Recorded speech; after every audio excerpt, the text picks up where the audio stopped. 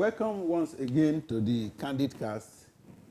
Today we are continuing our discussion with Nigerians who moved from zero to hero to tell us their story, how they emerged, and how they can guide upcoming Nigerians to attain to their full potentials. God did not design any of us to fail. And what happened in their life can also happen in the life of any of us. So join me in welcoming once again the founder of LAPO Microfinance, the largest microfinance group in Nigeria. It's the oldest microfinance. And actually sometimes you hear people, stories that happen in microfinance, the way we used to call newspaper Daily Times, and we used to call every cocoa beverage Bonvita. That's how people call microfinance organizations LAPO. The first time I heard of it was, he said somebody, is a Yoruba, he said, LAPO. So meaning the person has gone to borrow from a microfinance bank. So that's how much it is a household name. Yeah. And what people. The founder is Dr. Godwin Ehigamusa. It's a privilege to have you in our studio today. Yeah, welcome, sir. Thank you so much. I'm happy to be here. Yeah. So it's a privilege for us to have you guide Nigerians on your life journey, because it's a very inspirational journey. Like you were a civil servant. How you moved from civil service, because a lot of people get late. Civil service is a place where I determined by myself from the university that I was never going to taste. Yes. Because it makes people laid back. And you move from there to become a foremost entrepreneur in Nigeria. How did this happen? Well, the transition, I can say, was quite smooth, and I will explain this.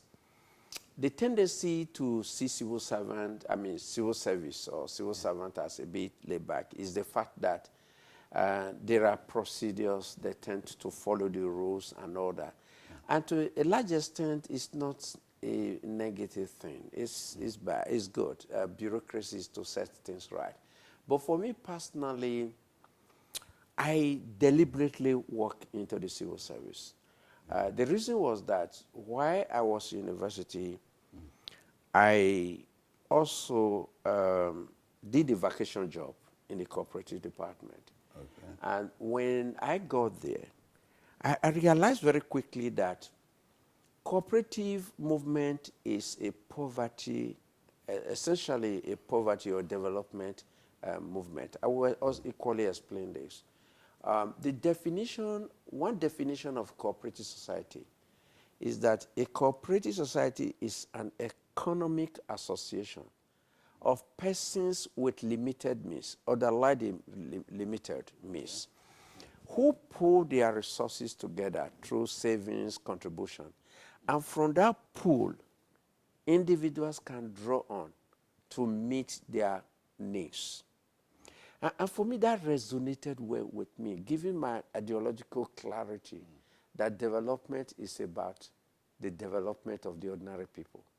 And so I decided to choose to be in the cooperative department rather than being an administrative officer. And eventually, I went for a postgraduate study in cooperative enterprise management and supervision. But when eventually I was posted to Ogwashuku, then under Bende, very early I was disillusioned. That came from the fact that the way cooperative was practiced was significantly different from what I thought cooperative should be. Because of the fact that there was so much the issue of over-officialization with the public civil servants who were in the department given enormous power by the cooperative laws and regulation. And that stifled the initiative of the members. The members obviously never saw cooperatives as a society as their own organization. And so that for me was, and what that led to was the fact that the cooperative movement and the society that constitute the movement start underperforming. And I got disillusioned. So the question I therefore asked myself, what could be a non-governmental approach to do what the cooperative are doing. And that was how Lift Above Poverty organization came in. Okay. And so, why was the transition smooth? It was because my engagement in the cooperative society within the civil service structure was about providing service. It was not about money making. And so the early days of LAPO, therefore, was also about service. It was not about financial return. And so that transition was.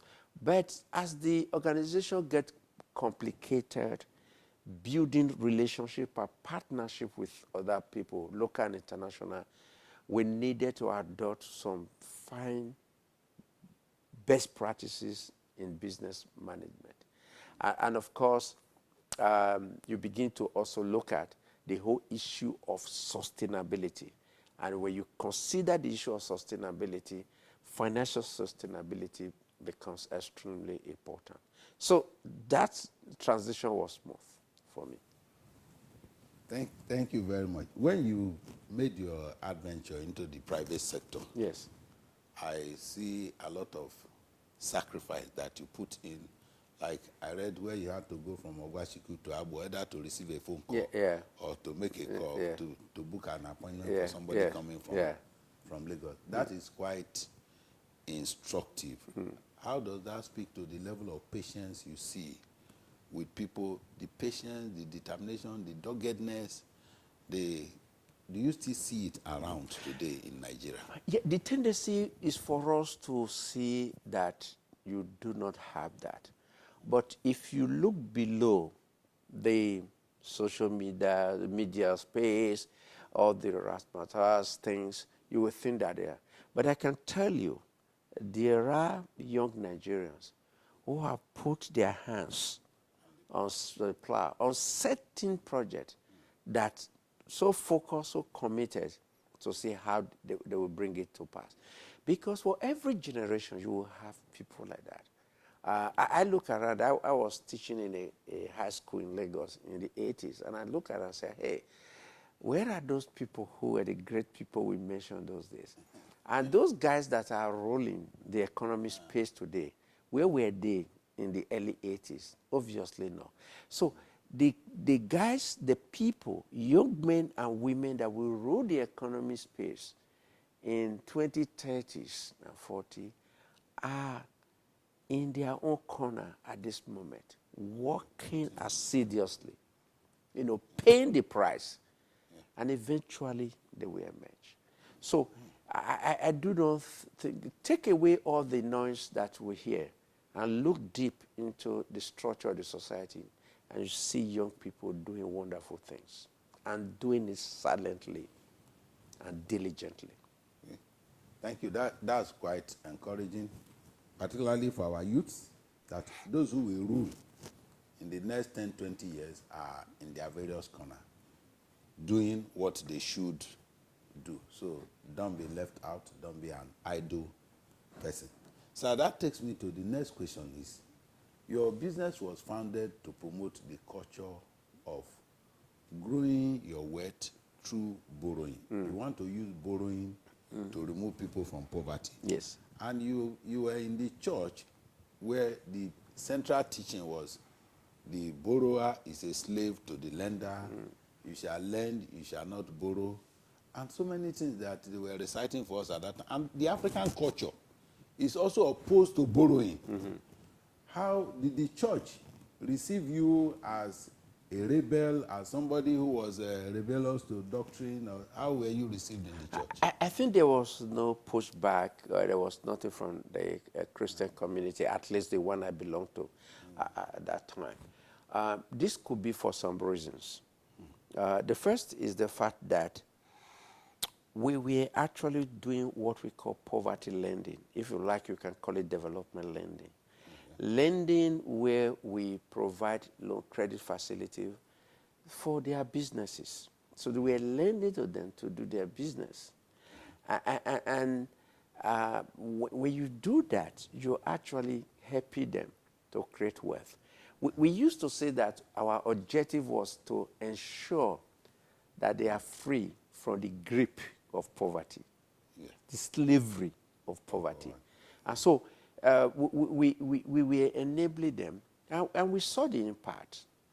And so give people, poor person money, invest it in the business, the returns gets to the person. All things being equal, it helped to change the condition of members of his or her household. So for us, that was not the issue. I think the second thing is this. In our environment, people tend to look at borrowing as indebtedness. We try to explain that. Your loan has not become a debt, and therefore you are not a debtor until you default. And so what we therefore advise people, and very early we concentrated on this, that do not borrow for consumption. But if you borrow for investment in your business, you are actually trying to walk your way out of poverty. Thank you very much, sir. That's very instructive. And I see that you have devoted your life to fighting poverty. Yeah.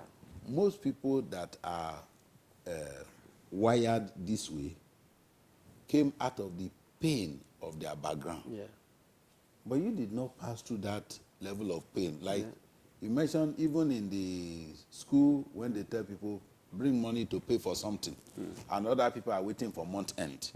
You were not among those waiting for month end. You had uncle who paid. So why are you so drawn to the poor? Okay. There is the tendency for people to think that my lifelong engagement in poverty alleviation could be a reflection of my background. And that is not true. One additional reason to what we tell you is that my father completed a story building 3 months before I was born. So if you have that background, in spite of the generalized level of poverty in our own environment, I never really experienced that. The question people therefore ask, as you have asked, how do you therefore get involved? I locate this in the fact that in primary 5, my primary class teacher, Mr. Bernard Osage, introduced us to reading newspaper. He would ask us to contribute pence, and then we buy Nigerian Observer only one day of the week, that is Wednesday, that has the children page. So we read. By the time I got to the secondary school, I was almost addicted to reading newspaper. And what that did to me was the fact that I became so much aware of the happenings in Nigeria. I became aware of people talking about the burden of poverty. Prominent Nigerians like Tai Sholari, you read about their columns. Others talking. Even in our local environment in Benin City, you have Mr. Eyare, who were writing, and I was reading that. And that, in a way, influenced my perception about this in Nigeria, about the condition of living of the poor people. So like I said, by the time in 1977, when I go to university, I was sufficiently aware of this. And that ensured that I joined a student movement that was organizing symposia, workshop on how do you improve the condition of the poor people or the masses. And so by the time, like I said, I left university, I knew exactly what I wanted to do. And that was to have a lifetime commitment to addressing the challenges of poverty. Thank you so much, sir. Let me give this one final question before we leave this for today. Don't you think this mindset would have made more impact if you put it in the political space, like going to run for governorship of your state? No, I think that would be constraining. And I can also confess that I had, over the years, a lot of pressure, for you to say, okay, why can't you be into the political space? But I have always had one response, and that response is this, that if politics is about doing good for the people, I think my engagement in poverty alleviation through the instrumentality of Lift Above Poverty Organization LAPO is already doing that. Thank you. I've heard a lot of testimonies, like the taxi driver that picked me when I went to Benin said he lost his parents very early. He was able to, through LAPO, buy a vehicle which he's using as commercial vehicle. Yeah. And he has trained all his younger ones. They have all graduated. So he's the only one that is driving taxi. Every other person is a graduate through that effort. There are several testimonies of course. Over the years, they have been. And at times, some of them could be moving. I remember I was a chairman of a wedding reception. And towards the end of the wedding, a woman came to me. She put her mouth to my ear and said, "You lifted me out of the pit." And I look at her, and she thought that I was thinking she was my sister. And she quickly added, "I'm not your sister. I'm a LAPO woman." And tears came out of my eyes. Thank you very much. Yeah. Keep up with the good work. And this is where we draw the curtain today on our second episode of Zero to Hero series. Until we come your way again, stay tuned. Please subscribe to the Candid Cast and do share this video to reach more people. God bless you.